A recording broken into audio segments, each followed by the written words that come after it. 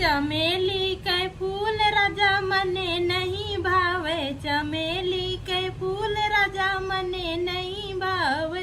सासु नहीं भावे ससुर नहीं भावे, सास नहीं भावे ससुर नहीं भावे। ससुइया के बोल राजा जिया जरी जाला, ससुइया के बोल राजा जिया जरी जाला। चमेली के फूल राजा मने नहीं भावे, चमेली के फूल राजा मने नहीं भावे।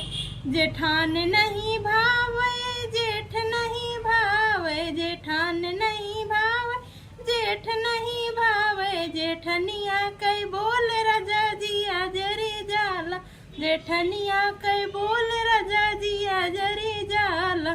चमेली के फूल राजा मने नहीं भावे, चमेली के फूल राजा मने नहीं भावे।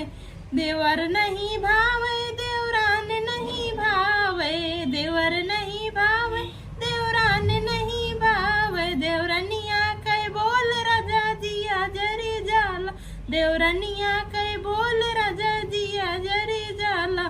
चमेली के फूल राजा मने नहीं भावे, चमेली के फूल राजा मने नहीं भावे।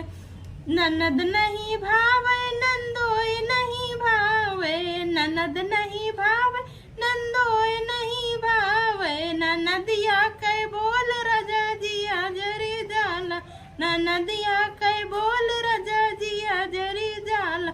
चमेली के फूल राजा मने नहीं भावे, चमेली के फूल राजा मने नहीं भावे। दोस्तों मेरा अगर गाना पसंद आए तो लाइक सब्सक्राइब जरूर करना और कमेंट में जरूर बताना सॉन्ग कैसा है।